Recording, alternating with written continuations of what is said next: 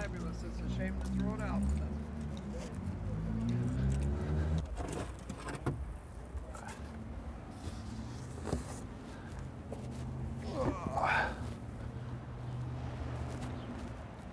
I was born in Arizona in 1961, and my dad was a computer programmer from the 50s on, and we moved around a lot.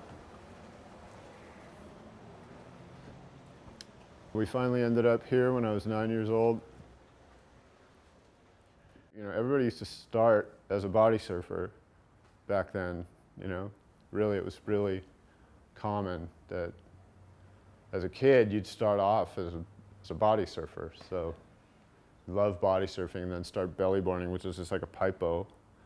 And then you'd kind of kneeboard for a little while. This is what I did. And then I learned how to do the stand-up thing. The really cool stuff that you'd see as a stand-up surfer back then, as being a kid growing up, was going on these guys that were kneeboarding, you know, and some stand-up surfers. But the really, really cool stuff you'd see, you'd go and like watch Big Rock or something, and you'd see these guys on kneeboards, and they were fish kneeboards.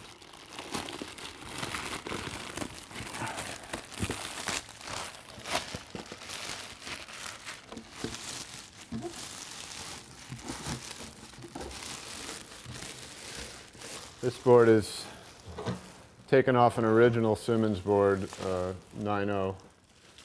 Simmons, you know, designed these aerodynamic rails that generate lift, and he never rode single fins. He went to a dual fin solution where he had the finned rail, which is really what all modern high performance, most, you know, the thruster and all that stuff is based on, all that principle. So this is kind of a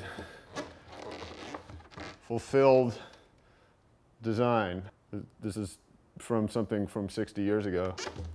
Simmons hydrodynamic planing hull design and ancient Hawaiian design, and the merging of those two things, which is kind of what Simmons was doing, is something that it was just, you can't keep that stuff down. It can disappear for a while, but it's going to resurface because that's the root and the kind of the truth of the whole thing.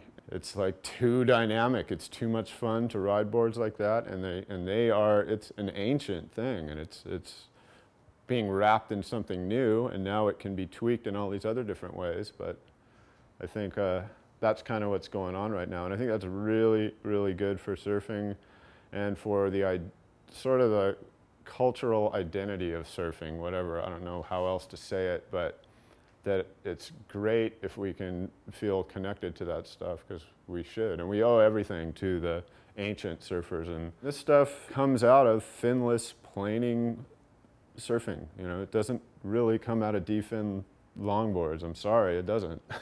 You know, other beautiful stuff came out of that, but skating, snowboarding, shortboard surfing, and all that stuff, it does not. It comes out of this stuff, and it comes out of like this stuff. That's where it comes from.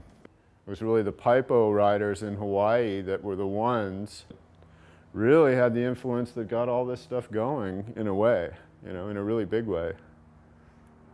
Simmons is the big guy, in my opinion, that transformed things.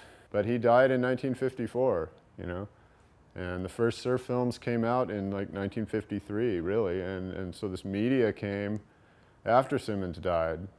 So this stuff was just kind of lost. And had that guy lived until like 1960 or something, I think things would be like very, very different. So who knows what would have happened, but the way fate had it is that he died in the surf at Windansea in 1954, and the rest is like how it happened. This is where Simmons died, right here.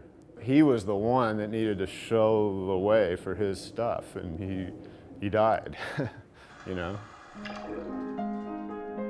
On the filmmaking end, I would be pretty much a hack.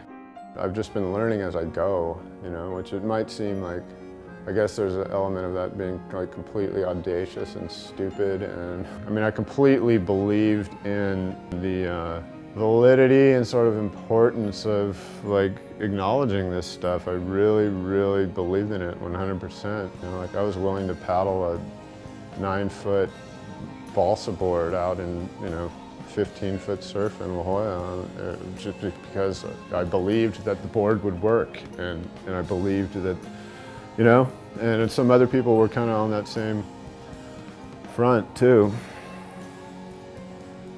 I want to grab something and show it to you real quick.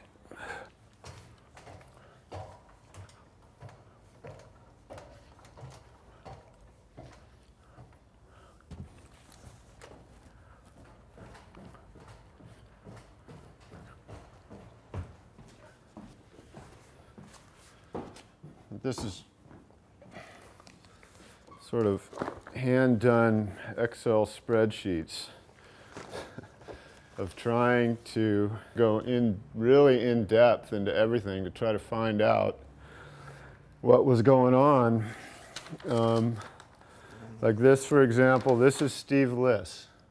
So this is all reels and people and places and that we talk to that refer to Steve Liss in the fish.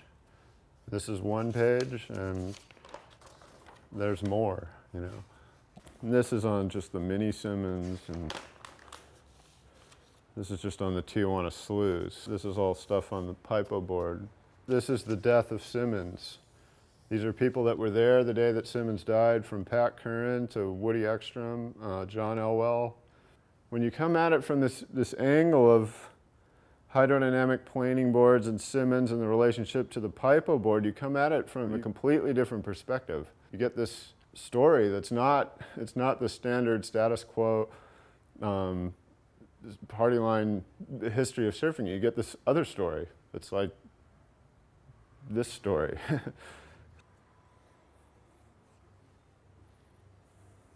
It might not seem like this is an important thing, but I think it is. Culturally, I think it's really important, because I think the stereotypes in surfing about surfers that are put out in the media and have been forever are every person from Carl Ekstrom to Bob Simmons to George Greeno to the ancient Hawaiians to all the, I mean, these people are brilliant people, and I don't know, they're artists, extremely creative, extremely intelligent.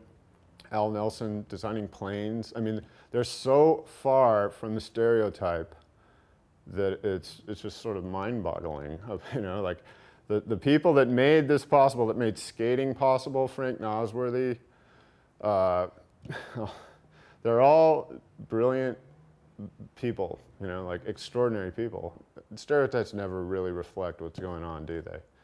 And surfing's had sort of a rough road on that whole deal, I think. More so than skating or any of the things that grew out of surfing. Surfing has taken some hits, big ones, for a long time. When you surf, you know, you kind of have to live with that, and after a while, I think it gets kind of old, and I think we're at a time now where people are kind of like making an effort to stand up and say that this isn't what you think it is.